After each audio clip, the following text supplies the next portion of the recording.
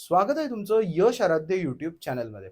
आज आपण अशा कॉलेजेसबद्दल माहिती घेणार आहोत, जे तुम्हाला तुमचा 12वीचं मार्क्स सुद्धा विचारणार नाहीये, तुमच्या सीईटीचं पर्सेंटाइल तुम्हाला विचारणार नाहीयेत, इव्हन तुमचं जे-डबल-ईचं पर्सेंटाइल सुद्धा तुम्हाला विचारणार नाहीयेत. तरी पण ते तुम्हाला कॉम्प्युटर सायन्स देणार आहेत. तर अशा कॉलेजेसची लिस्ट आपण बघणार आहोत. यामध्ये आपण घेतलं पाहिजे की नाही ॲडमिशन, या सर्व गोष्टींवर आपण सविस्तर चर्चा करणार आहोत. पण एक इम्पोर्टंट अपडेट म्हणजे आज पी-सी-एम ग्रुप अटेम्प्ट 2 च्या ऑब्जेक्शनची डेट ओपन होत आहे. आजपासून 3 दिवस तुमच्याकडे हे डेट ओपन आहे. म्हणजे थोडक्यात तुम्हाला पी-सी-एम अटेम्प्ट 1 ची आन्सर की ऑलरेडी भेटलेली आहे, म्हणजे मार्क्स कळालेले आहेत आणि अटेम्प्ट 2 ची आन्सर की मिळालेली आहे, म्हणजे आजपासून तुम्हाला त्याचे मार्क्स सुद्धा समजणार आहेत. सो त्या मार्क्सवरून आपण आपली काउन्सिलिंग प्रोसेस सुरू करूया. लवकरच पर्सनल काउन्सिलिंगचे ॲडमिशन सुरू होतील आणि तुम्ही आमच्याकडे काउन्सिलिंगला येऊ शकता. लक्षात घ्या, तुम्ही मला या नंबरवर तुमचं नाव, जे-डबल-ईचे स्कोर, सीईटीचा स्कोर आणि तुमची कॅटेगरी हे मेसेज करा. बरेच जण काय करतात, फक्त हाय टाकतात. मग समजत नाही की नेमकं काय आहे, काय डिटेल्स आहेत. तर तुम्ही जर अशी डिटेल्स मला पाठवले तर मी तुम्हाला WhatsApp ग्रुपची तर लिंक पाठवेनच, पण आपण डिस्कस करू शकतो याच्यावर आपल्याला काय मिळू शकतं, कोणत्या ग्रेडमध्ये आपल्याला कॉलेज मिळू शकतं. ठीक आहे. सो नेम, जे-डबल-ई, सीईटी, कॅटेगरी हे तुम्ही या नंबरवर WhatsApp करा. मी डिस्क्रिप्शनमध्ये सुद्धा माझ्या WhatsAppची लिंक देत आहेच.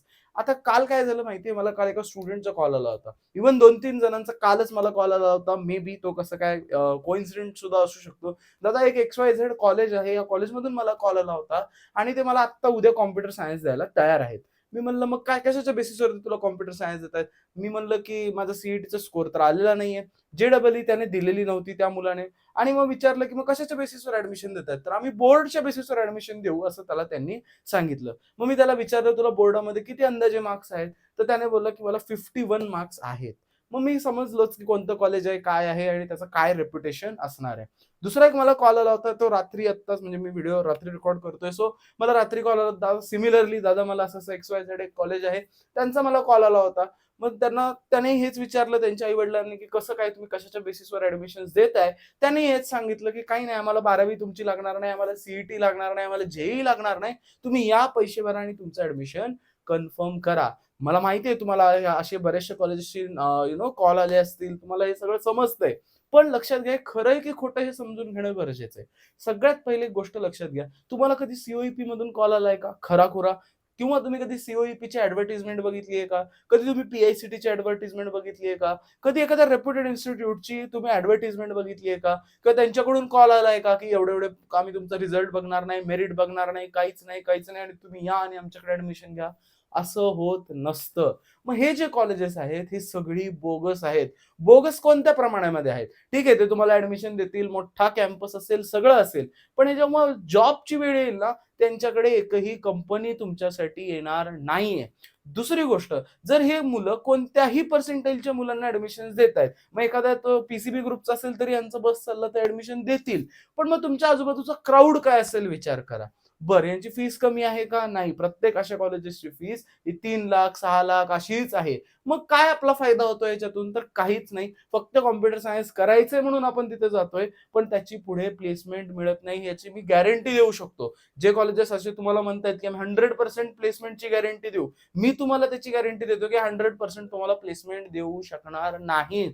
कारण या कॉलेजेसकडे TPOज नाहीयेत, ना त्यांचा काही तसा हे आहे. हे कॉलेजेस म्हणजे बनलेतच एक 4 ते 5 वर्षामध्ये. या युनिव्हर्सिटीज आहेत काही-काही ज्या बनल्या 4-5 वर्षाआधी, त्यांच्याकडे काही सिस्टमच नाहीये. तरी पण हे प्रॉमिस काय करतायत, की तुम्हाला आम्ही असं कॉलेज देऊ, तसं कॉलेज देऊ. मग मला एक गोष्ट सांगा, जर तुम्ही 3-3 लाख रुपये असे युनिव्हर्सिटीजमध्ये देताय किंवा अशा कॉलेजेसमध्ये देताय, जिथे प्लेसमेंटचा काहीही अता-पत्ता नाहीये, त्याच्यापेक्षा मग तुम्ही मॅनेजमेंट कोटाने सुद्धा घेऊ शकता किंवा युनिव्हर्सिटीमध्ये सुद्धा बऱ्याचशा चांगल्या युनिव्हर्सिटीज आहेत, त्याच्यामध्ये तुम्ही ॲडमिशन घेऊ शकता. सो अशा या बोगस कॉलेजेसमध्ये फसवू नका. अजून एक दुसरा फसवणारा मी बरेचदा आता बघतोय, खूप ट्रेंडिंग आहे. एक ऑर्गनायझेशन आहे, मला त्याचं नाव घ्यायचं नाहीये, एन पासून सुरू होते. त्यांची परीक्षा असते.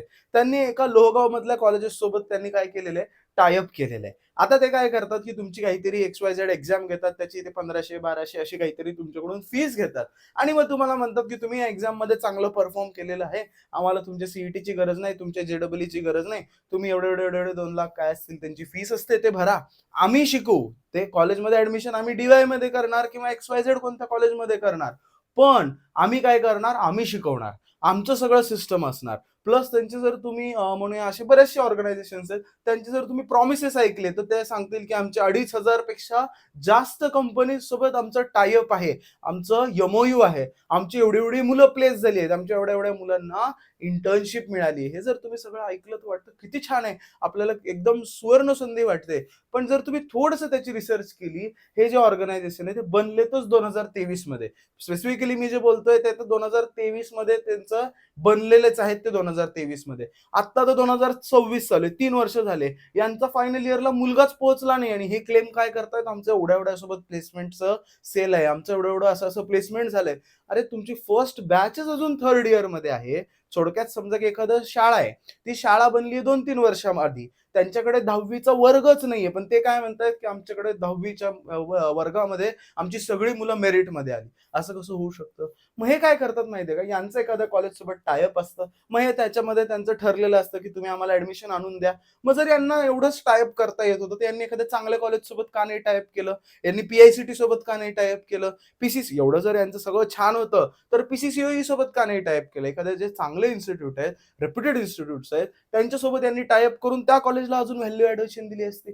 पण नाही, हे काय करतात, असे कॉलेजेस पकडतात की जिथे युजली ऍडमिशन्स होत नाहीत, जिथे ऍडमिशन्स होत नाहीत अशा कॉलेजेसला पकडतात, चांगली मार्केटिंग करतात, आपल्याला फसवतात, आपल्याला काहीतरी काहीतरी वेगवेगळं वेगवेगळं समजावून सांगतात आणि मग काय असतं की युट्यूबर्सला प्रमोशनला ते पैसे दिले जातात, मग ते सगळीकडे त्याचं ग्लोरिफिकेशन होतं आणि आपल्याला ते चांगलं वाटायला लागतं.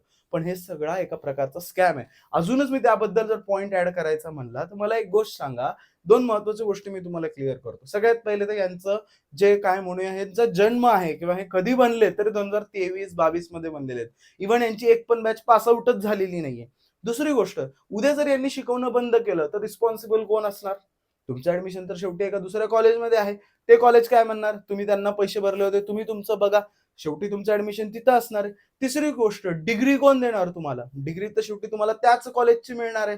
म्हणजे अल्टिमेटली थोडक्यात तुमचं ऍडमिशन कुठे झालं? तिथे झालं. उद्या चालून त्यांच्या प्रॉमिसेस प्रमाणे तुम्हाला नोकरी नाही मिळाली तर तुम्ही कुणाला रिस्पॉन्सिबल धरणार? त्यांना की तुम्ही त्या कॉलेजला? कॉलेज म्हणणार आमचा काही संबंध नाही. कारण ऑफकोर्स त्यांचं साधंच कॉलेज आहे म्हणून तर त्यांच्याकडे प्लेसमेंट नसणारच आहे आणि ते सुद्धा काय गॅरंटीड नाहीच आहे. मग तुम्ही अशा कोणत्याही लूपमध्ये जाऊ नका आणि महत्त्वाची गोष्ट लक्षात घ्या, प्रत्येक जुन्या तुम्ही पीसीसीओई मध्ये जा, तुम्ही व्हीआयटी मध्ये जा, तुम्ही डी.वाय. पाटील पिंपरी, अकुर्डी, जे रेप्युटेड इन्स्टिट्यूट्स आहेत, तिथं टीपीओ नावाची एक पोस्ट असते. टीपीओ म्हणजे काय? Training placement officer. त्यांचं काम असतं की कॉलेजच्या वतीने वेगवेगळ्या कंपनीसोबत बोलणं, वेगवेगळ्या कंपनीज त्यांच्या मुलांसाठी कॅम्पसमध्ये आणणं आणि ह्या टीपीओचा एक्सपिरियन्स 15-15, 20-20 वर्षाचा असतो. एक कॉलेज आहे, उद्या मला जर काहीतरी क्रिएट करायचंय, एका वर्षात होत नाही, एका वर्षात जास्तीत जास्त मी 10 कंपनीज पाशी रीच आउट करू शकतो. मग ही जी जुनी कॉलेजेस असतात त्यांचं एमओयू असतं, म्हणजे अंडरस्टँडिंग असते की तुम्ही आमच्याकडे या. मग त्यांचं हे सगळं बिल्ड झालेलं असतं. उगी रातोरात एखादं कॉलेज झालं आणि लगेच मोठं होत नाही.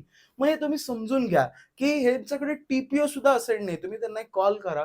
हे जे असे हे तुम्हाला कॉल्स करतात, त्यांना फक्त विचारा तुमचा टीपीओ कोण आहे? ठीक आहे? किंवा तुमचं इस्टॅब्लिशमेंट कधीच आहे? तुम्ही चॅट जीपीटीवर करा, तुमच्या लक्षात येईल. त्यांचं इस्टॅब्लिशमेंट रिसेंट 2-3 वर्षाचं आहे.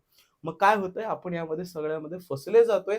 ऍडमिशन घेतल्यावर समजतंय आणि एक गोष्ट लक्षात घ्या, जर तुम्ही 3-3, 3.5 लाख रुपये तुम्ही ऍडमिशनसाठी एका वर्षाची फीस भरताय, तर त्या ह्याच्यामध्ये तुम्हाला एखाद्या चांगल्या कॉलेजमध्ये सुद्धा आयएलएस मधून भेटू शकतं. एखाद्यामध्ये मॅनेजमेंट कोटा थ्रू तुम्ही जाऊ शकता. समजा पैशानेच जायचं तर मार्काने जाण्यासारखे सुद्धा बरेचसे कॉलेजेस आहेत जिथे थोडासा कमी कट ऑफ लागतो. ते तुम्ही प्रयत्न करा. पण अशा बोगस इन्स्टिट्यूट्समध्ये तुम्ही नाही गेलं पाहिजे आणि अशा मार्केटिंग एजन्सीजच्या तुम्ही जाळ्यात नाही अडकलं पाहिजे.